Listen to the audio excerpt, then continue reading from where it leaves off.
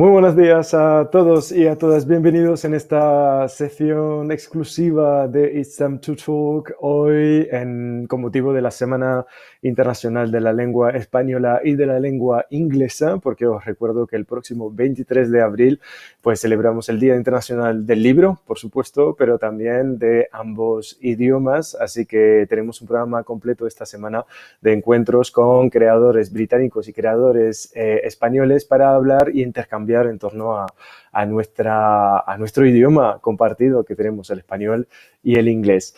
Hoy, en esta sesión, a pesar de la introducción que hemos tenido justo antes, nos dedicaremos y nos centraremos en las artes escénicas, porque tenemos a dos invitados muy especiales, muy queridos de British Council en España. Es el director de teatro Dominic Dromgoole y nuestro compañero de la Fundación Siglo de Oro, Rodrigo Arribas, para hablarnos de la adaptación del director británico de una obra icónica del patrimonio español, El perro del hortelano, que podéis ver, de hecho, en los teatros del Canal de Madrid hasta el 30 de este mes. De hecho, para hablar un poquito más de esta obra, pues sin más preámbulos, voy a coger aquí a nuestro compañero de la Fundación Siglo de Oro. Hola, Rodrigo, muy buenos días. ¿Qué tal estás? Muy bien, Ludovic. ¿Tú qué tal? Muy bien, pues aquí en un nuevo directo, como decíamos al principio de la pandemia, al final en base a tantos directos nos estamos convirtiendo en youtubers directamente. Y porque ya éramos influencers. Sí. Bueno, sobre todo en vuestro caso, porque al final la Fundación Siglo de Oro es una gran embajadora de este teatro clásico español para grandes públicos. Vamos a hablar un poco de lo que nos trae por aquí, El perro del hortelano en Teatros del Canal. Es una adaptación nueva, una adaptación 2021 y además viene de la mano de un director británico. Mi primera pregunta es un poco cómo ha surgido esta colaboración, cómo un director británico al final decide o se le presenta este proyecto de adaptar una pieza, una obra tan icónica como El perro del hortelano. Bueno, yo creo que tiene que ver tanto lo ocasional por una parte como lo voluntarioso por otra. Lo ocasional fue el conocimiento de Dominic cuando él era el director artístico del Shakespeare Globe Theatre y desarrolló este proyecto de las Olimpiadas Culturales ya en la preparación de los actos conmemorativos vinculados a la figura de Shakespeare y configuró este festival en el que se invitó a 37 compañías de todo el mundo a representar los 37 Shakespeare en su idioma original. Y ya a partir de ahí nosotros tuvimos la enorme fortuna de ser escogidos para representar a España en el idioma español con Enrique VIII por su vinculación con la figura de Catalina Aragón. Y ya a partir de ahí, por el concepto artístico en relación con la defensa patrimonial comparada, por una parte, el teatro isabelino con el teatro del Siglo de Oro, y también con una forma de entender esta forma de defensa de este patrimonio en relación con un público, con la propuesta escénica, fuimos estrechando, tanto con la estructura del propio Globe como con la figura de Dominic, fuimos estrechando estos lazos de colaboración que evolucionaron en una producción asociada con Love Labour's Lost, con la posibilidad de que el Shakespeare Globe Theatre viniese a grabar aquí a España, se exhibiese un Hamlet en Teatros del Canal, este Hamlet de Dominic que recorrió todo el mundo, con la posibilidad de la exhibición de uno de los grandísimos Lope, que es El castigo sin venganza en español, en el Shakespeare Globe Theatre en el 2016. Y de alguna manera, siempre en el tiempo, en la posibilidad, obsesión por nuestra parte y también propensión por parte de Dominic de encontrar el momento adecuado para poder sacar adelante un proyecto conjunto. En todo esto que te he comentado, que tiene que ver más con lo ocasional, lo voluntarioso es sí entender, por ejemplo, conceptos que están muy implementados en las formas de puestas en escena del Shakespeare Globe Theatre, en la relación con el público, la ruptura de la cuarta pared, la intervención de elementos como la música, el mayor respeto posible a los textos originales. Todas esas cosas nos hermanaban en concepto. Hay que reconocer que Dominic es una figura tremendamente reconocida y con una agenda muy, muy complicada, que ha mostrado siempre muy buena voluntad en que esto fuese posible, y al final afortunadamente se ha dado con enormes dificultades, como sabes, por cuestiones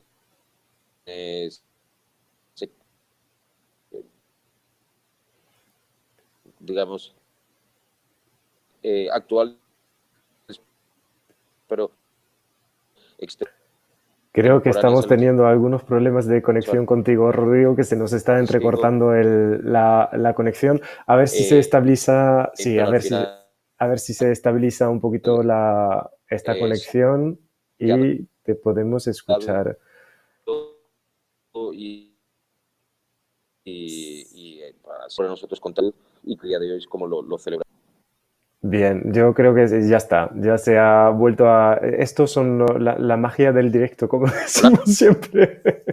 Sí, te escuchamos ahora, ahora se ha restablecido. Eh, te vamos a preguntar, No, yo no, tenía no sé, una... Sí, no, efectivamente, ¿me oyes? sí, sí, sí, ahora te oímos, pero seguimos teniendo un desfase un poquito con tu imagen. A ver si con esta segunda pregunta se nos arregla un poquito la parte del directo. La pregunta que tenía también es cómo ha sido el proceso realmente de trabajar con un director británico enfrentándose a una obra clásica española. Hay algunas anécdotas a lo mejor que querías recalcar sobre este proceso de adaptación y también el trabajo con la compañía, porque al final es un planteamiento muy de Dominic, según lo que nos comentaba antes de la entrevista. ¿Nos puedes adelantar un poquito más cómo ha sido este proceso de creación?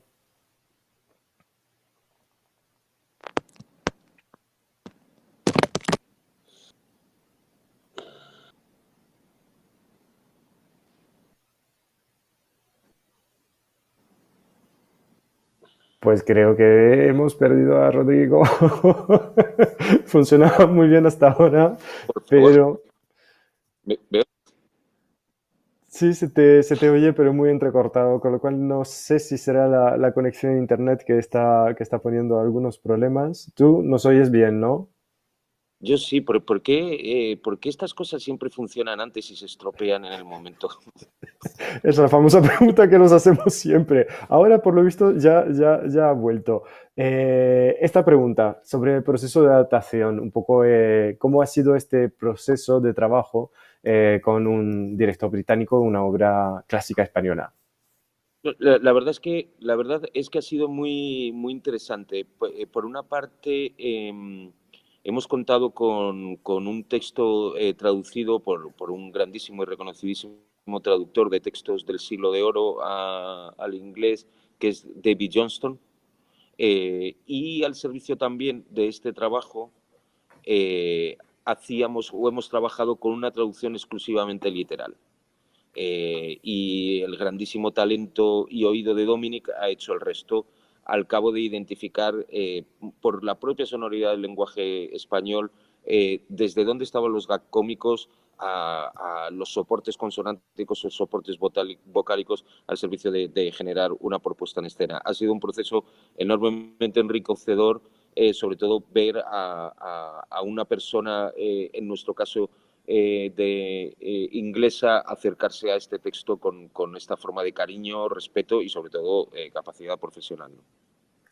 Maravilloso. Pues vamos a indagar un poquito más sobre el proceso, este proceso como él ha considerado el trabajo con este gran texto de Lope.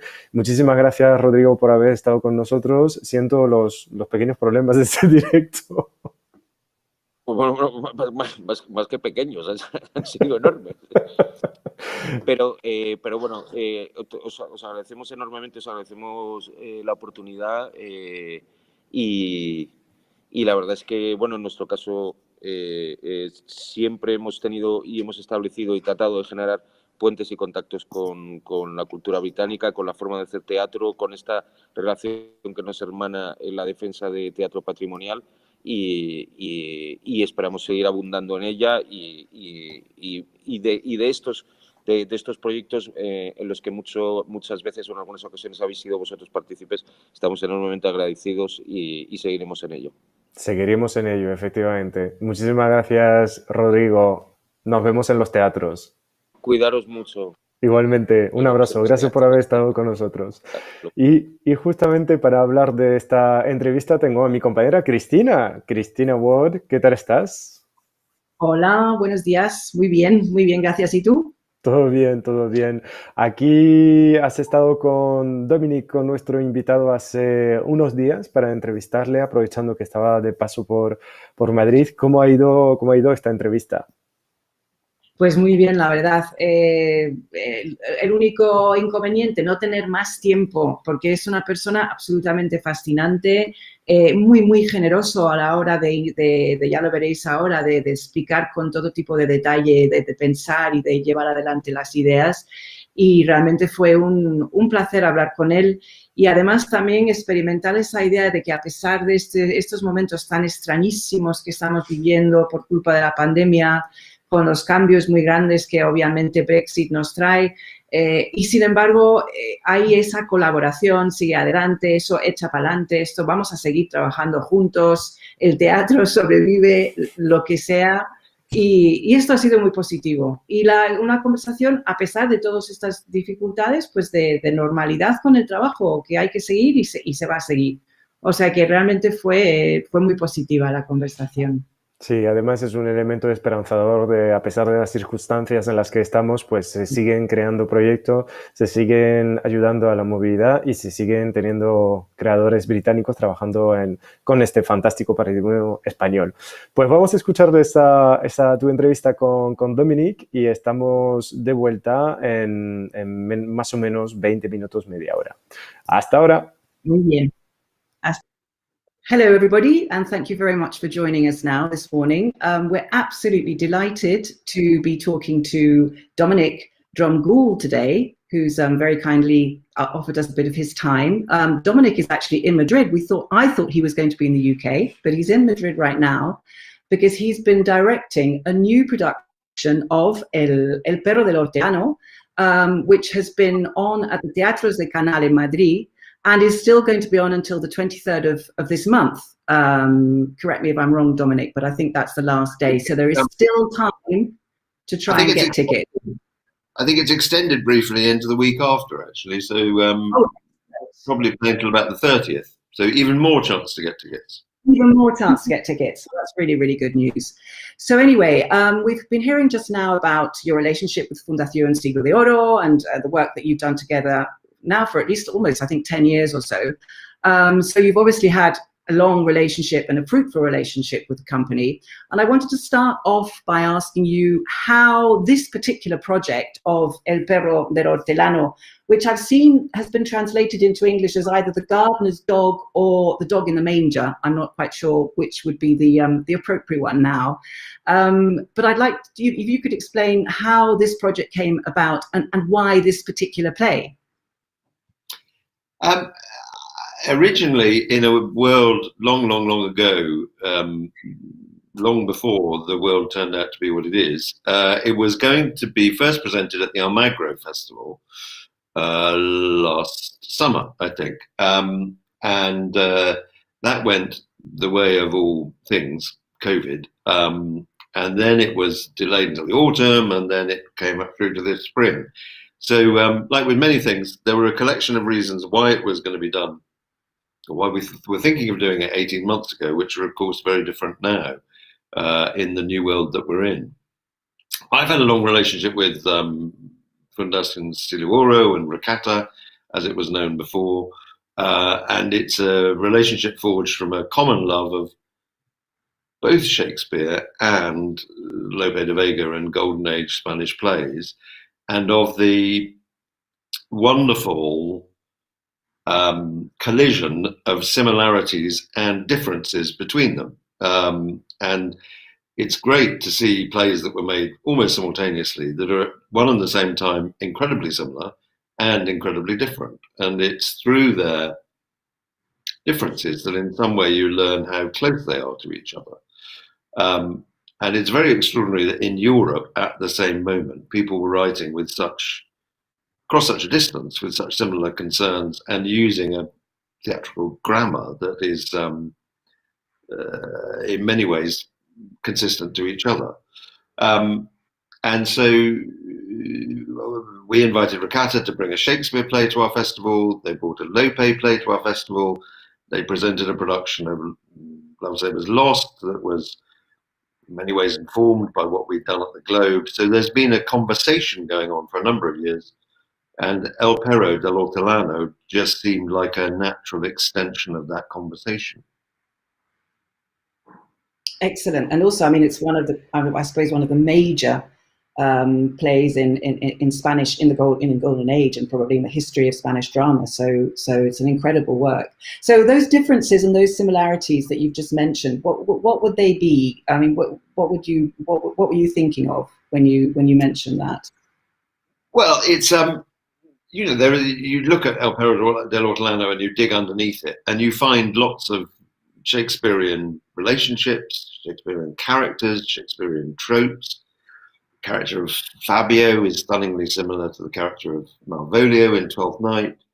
The relations between Teodoro and Diana are very similar to a whole collection of Shakespeare love stories that are bittersweet and slightly jaundiced and full of territorial power games, and also similar to other authors of the period, to Webster's Duchess of Malfi and to Middleton's The Changeling.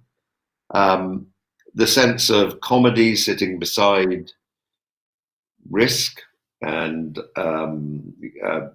large grotesque commedia comedy sitting beside great pathos. Those sort of mixtures are very Shakespearean. Those are the similarities. The differences are pacing. Lope tells a story very fast. He drives the story along. He whips it along. No scene lasts too long. It sort of gallops where Shakespeare can trot. And certain other flavors. The nature of the sexuality is probably more distinct and more prevalent in Lope than it is in Shakespeare, where it tends to be submerged beneath a sort of Northern European foie d'oeuvre. But it's fascinating. I mean, I had a long chat with a member of the company last night about, he's somebody who knows a lot about commedia, and we were thinking about, we know that Shakespeare's plays travelled across Northern Europe. They travelled at the time he wrote them. They were in the Netherlands, they were in Belgium, they were in Northern Germany, they were in Poland, they were in the Baltic states.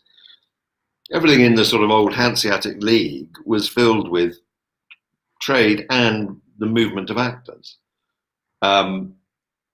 Not necessarily coming south to France and to Spain, but we also know that you know, the commedia travelled north a little bit, and so it's very interesting to try to imagine how those two traditions might have bumped into each other at some point. Makes for an amazing plot. I mean, I'm sure it has been a plot many times already in the past, and it's interesting. It has. I mean, I think everybody tells us, you know, North never spoke to South, South never spoke to North. Yeah. They were completely distinct. I don't think that's probably necessarily true. You know, one of the people who wrote in a commendatory verse in Shakespeare's First Folio was a friend of Shakespeare, was also a translator of Lope's sonnets, and published a book of his sonnets shortly after Shakespeare died. So, you know, we know that there was a large Spanish influence in London. So I think probably things translated and ideas moved and tradecraft moved and you know, any sort of trick that theatre people can use to make things more exciting travels fast because we're so greedy for sensation. So I expect there was much more commerce of ideas than we thought. Yes, I'm sure, and the travelling companies even, and the travelling players, the whole kind. Although obviously distances were much longer then than now. There probably was. And going back to that whole thing about you've just mentioned now about a translation. I believe, I'm not quite sure, and correct me if I'm wrong, but I think it's the first time. Is this the first time you've actually directed a play in another language? I don't know how good your Spanish is, and if it was the first time, I mean, how was that as a challenge? It must be quite. I know obviously you've directed plays by international writers in the past, but actually directing a play in another language. My Spanish, I'm afraid, to my intense embarrassment, is terrible. No, it's not the first time. I've directed in Italian, and I've directed in Romanian, and I've directed in Cantonese, and I think that's it. It's a thrill. I mean, I love it. I mean, I had a fantastic translator beside me, assistant director called Carmen Salmeron, who is brilliant and has got better week by week and day by day at translating at such speed. She's now almost ahead of me and is translating my words before they've come out of my mouth. And half of the company speak good English, which is humiliating because I speak such terrible Spanish. But the further you go along in a happy room, the less of a problem it becomes, because you can start to gesture, you can start to make choices, you can start to make noises and speak gibberish, and somehow you're all in a sort of confluence, and it becomes easy. When it's an unhappy room and it's full of questioning or it's full of difficulty, then the language problem becomes sticky and pronounced. But when it's a happy and creative room, it's just joyous. Fantastic. I can just imagine. Great atmosphere. So yeah, great atmosphere. Oh, yeah. Very blessed with a lovely company. and a fantastic company as well. So I was reading a little bit more about Lope, just to do a little bit of background research before talking to you today, I was actually I didn't know, to be honest, what a raucous sort of character he was. And he apparently had, hundreds of love affairs and a terribly tragic, a very tragic life as well. Lots of, family tragedies and so on, as well as being an incredibly productive writer, 1,800 plays, even though many of them have been lost and so on. I'd like to ask you, do you think he and Shakespeare would have got on if they had met? We always think of Shakespeare, or perhaps because of the centenary celebrations in 2016, we tend to relate Shakespeare more to Cervantes in a way. And I also found out today, in fact, that Cervantes and Lope didn't get on at all. They were really horrible about each other. So, we don't know so much perhaps about Shakespeare the way he was, but what do you think, as being such a Shakespearean expert? Do you think they'd have got on? Do you think they'd have enjoyed each other's plays? You could never tell. You can never tell with writers who are very particular breed. I think that not only did Lope and Cervantes not get on, they lived 5 doors away from each other on the same street. And so, they could open their windows and shout abuse at each other up and down the street and be heard. I think that Shakespeare would have massively respected Lope's craft and Lope's skill and Lope's ear and his verse and the skill in his verse. Lope clearly wrote a lot on automatic, because you can only write 1,800 plays on automatic, just as Shakespeare wrote a lot on automatic. Shakespeare wrote prodigiously and fast. He had to, because as well as being a writer, he was an actor, he was a shareholder in his theatre, he was a property owner. So they wrote plays not in a considered, academic, thoughtful way. They wrote plays fast. So they would have admired that in each other. Shakespeare, I think, was probably surprisingly kind and gentle and curious and inquisitive. That's surmise. I mean, that's purely my guesswork. So there's no legitimacy to that, really. But and I imagine Lope as a more driven, hectic, propulsive character. So I don't know. Maybe they'd have made room for each other and got to like each other through each other's differences. There's something enchanting. Mm-hmm. Have you been to Lope House Museum here in Madrid? You know, I have to confess that I haven't. I mean, I will definitely be going as soon as possible. But no, I haven't visited it.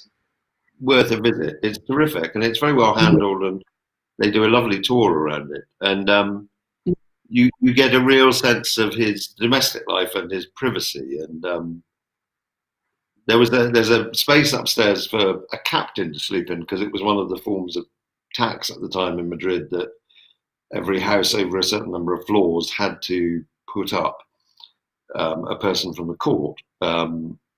And it was a way of the king sort of distributing the problem of his court throughout the city. So the captain lived upstairs, who clearly became a figure of great fascination for Lope. And you get a sense from that of his curiosity about people and about other human beings, which is something that he shared with Shakespeare. And he himself was a sailor, I think, wasn't he, at some point? He went off to fight naval wars at some point in his life, I believe. Isn't that, I think? He was in the Armada, wasn't he? Sorry? Wasn't he? I think he was in the Armada. I think so, yeah. Yes, so he obviously had that. I don't know if we're allowed to mention the Armada in this country. Well, we won't tell anybody. We won't tell anyone we've mentioned it, not to worry. We won't say anything about that. So and so now moving on to your career with as a director in other spaces. Obviously, you're very well known, well, everywhere, and particularly here, as having been the artistic director of Shakespeare Globe in London, where I know that you did actually put on, while you were there, you put on a lot of foreign works in translation, and in fact in their original languages, in original version as well as a lot of new drama.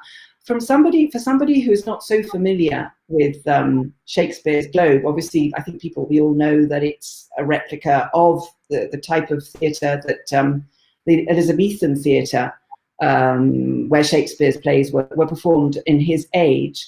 But could you tell us a bit about the philosophy that went? And in fact, the other thing I wanted to mention was that I read that you'd only actually directed one Shakespeare before you were appointed artistic director, which I thought was quite interesting as well. So I wonder whether you could tell us a bit about your philosophy for Shakespeare's Globe, and how do you feel? Why is it that Shakespeare is still so relevant? If he is, I think he is. Why are his plays still so relevant for modern audiences? Well, the philosophy of the Globe was, in many ways, very simple, which is that you do Shakespeare as if it's a new play. You don't do Shakespeare under the burden of the consciousness that it's been around for 400 years and it's been done by this director and that director and the other director and produced in this way and that way and the other way. And so how are you going to respond to 400 years of theatrical tradition, which can be rather a deadening influence? We tend to do it as it's a new play, it's just come in, we are going to make it work as well as we can. And in that way, it made sense that I went there, because my career up to that point had largely been in new plays. I'd run new play theatres and generated a lot of new work. And to make more sense of that, for me, it seemed like a good idea to put large-scale new writing alongside the Shakespeare plays to remind everybody that Shakespeare was a writer, that he was taking a risk every time he put a new play out, that he was trying to find a new story every time. And so putting new writing alongside Shakespeare seemed to confirm that. I think that the great thing about the Globe is that people think, oh, it's a trip to the past. And it was never wanted to be that. It was never meant to be that. It was meant to be a renaissance of its own, in that you went back to the past in order to refresh the present and in order to find a new way of looking through to the future. And so when the Globe opened, people were amazed by how vital it was and how charged it was and how dynamic it was. And although there was intellectual resistance to it from people who were going, oh, it's all Disney or whatever, whenever you went into it, you felt this pulse of life and electricity, and you felt the stories coming to life in a way that they couldn't elsewhere. And that started to feed out into the theatre culture and teach people that they could be more direct, they could be more open, they could be more free communication between an audience and a stage in the way that the Globe worked. And it sort of revitalized a lot of other aspects of our theatre. So, you know, in the simplest terms, it was going back to the future. And I think the Globe still is that. The Globe is a home for a lot of experimentation, for new work, for boldness, for finding out new ways of acting. And that's been the joy of it. And it's why I think it would be fantastic if someone could build a chorale here in Madrid and release the same sort of energies and have the same effect. I know you have wonderful chorales in Alcalá and in Almagro, and you know, they're great sort of shrines of Spanish Golden Age theatre. But to have one, you know, in the middle of a big, exciting city like this one would, I think, release fantastic energies. Absolutely, yeah. And you're right. I mean, the chorales that we do have are wonderful, but obviously they're also they're historical buildings. So, I mean, they don't have the kind of technical infrastructure sometimes that you really that could be very useful. Although, for example, I was really interested to read about the concept of the shared lighting. That, for example, that's something that's that happens at the Globe, where I understand it's you use the light. It's just natural light, is that? And the audience has the same light. Yeah, there's no roof, so you can't really light it during the matinees, during the daytime. And what that means is that the audience is lit as well as the actors. And so you're not enforcing focus. You're not saying you have to look there. You're saying it's a choice. And if you want to look at the person beside you in the audience, or if you want to look across the stage at someone else in the audience, you're very welcome to. But if you want to look at the play, you can look at the play. And people choose to. And in the act of making that choice, there's automatically a collaboration that you don't get in a 19th century theatre where, you know, there's only one place you can look. And then we built an indoor theatre called the Sam Wanamaker Theatre. And that's the same, but it's all in candlelight. And the candlelight is lit by up to 140 real candles, and that obviously sort of spreads a much more alive, milky light all around the auditorium. And in the Globe, in the evenings, we light artificially, but we light everybody the same, so that the spread of focus is similar. And as you say, obviously gives people, the audience, a very, very different way of experimenting and enjoying and getting involved in the action. And you can't just sit back. No, you're actually part, you know, you're part of it in a sense. So it's amazing. You're invited to join in. I mean, the most extraordinary experiences with kids, because kids, you know, the kids can get very frustrated in a conventional theatre or a 19th century theatre because they're sort of being told that's where you've got to look. And it's lovely to watch them in the Globe, you know, immediately being bored and looking around and not being engaged, and then them choosing to engage, and them getting intrigued and curious and involved, and it being all of their volition rather than forced on them. Yeah, absolutely. Absolutely. Great experience. I wanted to touch on another of your hats just briefly as a writer, and tying it in fact, with what you were doing before you went to Shakespeare Globe, which is, for example, you were artistic director at the Bush Theatre for several years and premiered, I think it was 65 new works during your time there. And then you were in charge of new drama with Sir Peter Hall's company as well. And in 2000, you wrote your A to Z of contemporary playwriting, and it was your personal survey. How would you write that again in 2021? And where do you think? I mean, I know it's a huge question, but what would your X-ray of how do you think UK new writing is right now in how new drama in the UK right now? I think it's in a terrific place. I mean, I think it's in a very strong way. I mean, obviously, theatre is very troubled because of COVID, and it's been a very trying year and a half. I think that the story of playwriting everywhere, internationally, over history, for me, it has always been a story of further and further enfranchisement. The more people you can get to write plays, the better your new writing scene. The more communities, the more artists who didn't even know they were artists you can enable to write plays, the stronger the fabric of your theatre will be. If you go back to Shakespeare, Marlowe, Johnson, all of these writers who were from lower middle class, upper working class communities, started writing because of great surge in the grammar school education in the 1530s and beyond, which enabled a lot of people who wouldn't otherwise have had a voice to gain a voice.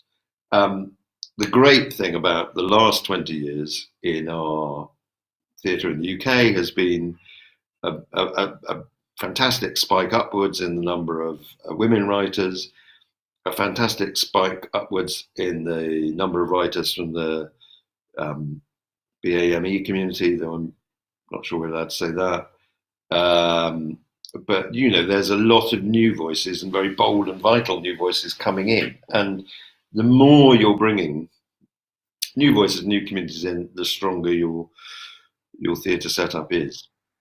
And now, post-COVID, post-Brexit, obviously huge challenges for the theatre sector, well, in all sectors and the cultural industries in general. How do you think, what's the reaction? How is that? I mean, it sounds really grim. I mean, it is really grim, but what would your take on that be? I don't know. I mean, I hope everyone comes out really bold. I hope that people are sufficiently restless and innovative and fired up not to go back to what we had before, which had lots of systemic faults in it. We have in the arts a over-bureaucratized, overstaffed, overweighted administrative capacity that at the moment is taking up too much of the oxygen in the room and taking up too much of the money in the bank, and sucking out too much blood out of the body. We have to be really careful that when we go forward, we weight things properly, and everyone remembers that the theatre is about actors and directors and designers and writers, that all of the arts are about artists. They're not about people that look after artists or run artists or manage artists. They're about the artists themselves. And also that theatres and the arts are meant to be piratical, mischievous, troublesome, badly behaved, lawless, and they're not meant to be part of a sort of corporatized structure of good behaviour, which has never had anything to do with the arts at all. And there's a creeping desire to control the arts and to control artists, which has to be very rudely pushed back against. Mm. Mm. Well, I think certainly from that point of view, and I actually completely agree with you, hopefully we will have learned, and this is a sort of obviously a catharsis, and let's hope that this will lead to better things and good things. I'm sure it will. I'm sure it will. Before we wrap up, just before we do, I'd like to ask you about another hat of yours, which I know that you've been doing since I think you left the Globe, although I don't know whether you started before, which is your job or your role as a film producer. And I think you've directed and produced 5 or 6 films since 2016 with a company that you created called Open Palm Films. Stories told with an open palm, not a pointed finger, which I thought was a great strapline. Could you tell us a little bit about what you're up to with the production company and why that transition to film? Is there any particular, or was that already something that you were interested in, or what's led you to that particular field? It was a natural. That Stories told with an open palm, not a pointing finger, is a steal from wonderful writer called Alan Garner, who wrote an essay about storytelling, and I stole that from him. He's a beautiful writer. It was a natural progression from where we were going at the Globe. We filmed all of our own productions. When I finished, we made 37 short films as part of a sort of big public installation on the weekend of late April 2016, which was a celebration of Shakespeare. So we gained a lot of sort of technique from that. I'd always fancied having a go at it, and we were able to access the resources to be able to make them. And I wanted to make films that were distinct and different and private, quiet, personal, entertainments, hopefully for a wide audience, but not driven by solely the desire to make money or be high status or whatever.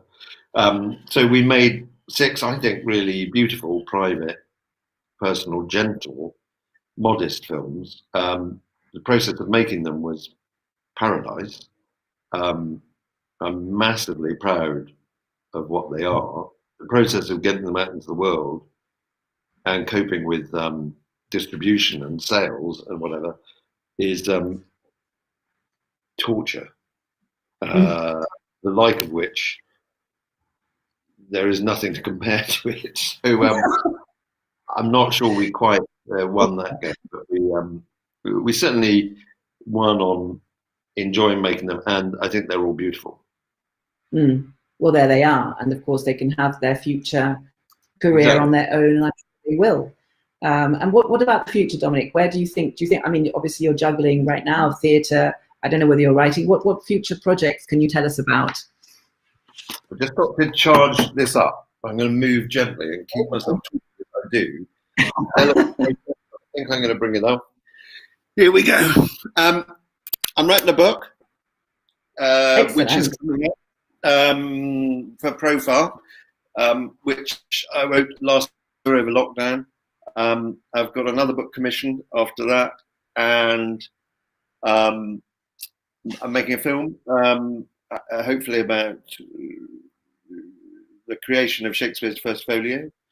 I'm putting together a website about the first folio, which is a great gift. We just made a big concert film, which is going to come out in a couple of weeks' time on television. There are some other things as well. My goodness, keeping busy, definitely. So I won't steal any more of your time. Thank you so much for sharing all this with us. We appreciate it. And as we said before, you're on El Perro del Hortelano is on until the 30th at the Teatros and Canal. So there's still an opportunity to go and see it. And I hope we see you again soon at some point with another project. Thank you so much. Thanks very much, Dominic. Bye-bye. Bye. Bye.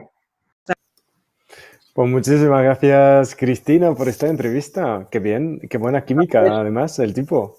Sí, bueno, y las cosas que me quedaron por preguntarle, que si una compañía de teatro que había creado justo antes del inicio de la pandemia, es decir, que es un hombre, un verdadero hombre del Renacimiento. Sí, no para quieto, para nada. Y además toda la aportación que comentaba sobre la diversidad, cuanta más diversidad hay en el ámbito del teatro, al final más rico se hace el sector de Sí, las artes escénicas, que es muy, muy importante. sí, Con sin esta duda. entrevista recordamos 30 de abril, tenéis disponible y podéis acudir a ver esta adaptación del perro del hortelano en los teatros del Canal. Y esta semana, lo anunciaba en introducción, tenemos más actualidad, más actividades. ¿No lo quieres comentar? Lo voy a comentar yo, Ay, entonces. no.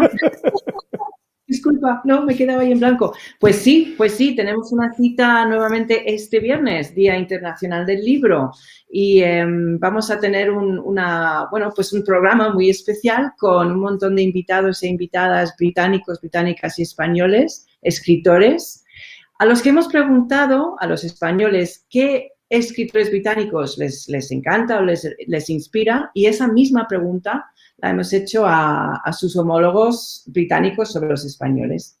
Y entonces, pues, el viernes tendremos la oportunidad de escuchar quiénes inspiran, cuáles son sus libros de cabecera del otro lado del Canal de la Mancha. A ambos lados del Canal de la Mancha, mejor dicho. Pues ahí, el día 23 de abril, a partir de las 11, estaremos en este canal de Facebook Live y de YouTube, con casi más de una decena de autores británicos y españoles, como comentaba Cristina. Estará con nosotros Carmen Posadas, estará Luis G. Martín, estará Ana Elena Rivera, Karen Brothers, Emily Barr, Jessica Andrews. Os invito a todos a asistir a este encuentro de autores para tener mayores recomendaciones y también libros para regalar a vuestros seres queridos. Muchísimas gracias, Cristina. Nos vemos dentro de unos días, el 23 de abril, aquí en este Aquí plató. estaremos. Exacto. Muchas gracias, Ludovic. Un placer. Nosotros despedimos el programa de hoy de It's Time to Talk con Dominic Dromgoole y Rodrigo Arribas de la Fundación Siglo de Oro. Muchísimas gracias por haber seguido este programa. Hoy os recuerdo, tenéis toda la información sobre nuestras actividades en nuestra página web, en los www.britishcouncil.es, también en Facebook, por supuesto, y también os podéis suscribir a nuestra newsletter de arte. Aprovechando últimos minutos para recordaros que os podéis además registrar gratuitamente esta semana a nuestra biblioteca digital. Tenéis acceso a más de 150.000 documentos, tanto de libros, audiolibros, pero también películas, que es la gran novedad de esta semana. Tenéis acceso a un catálogo completo a través de Canopy, nuestro partner en esta biblioteca digital, donde podéis encontrar lo mejor de las películas documentales, de larga ficción y también independiente. Así que lo dicho, toda esta información está en nuestra página web, en britishcouncil.es. Nos vemos aquí el 23 de abril para celebrar el libro y las grandes letras españolas y británicas. Un abrazo fuerte. Chao, chao.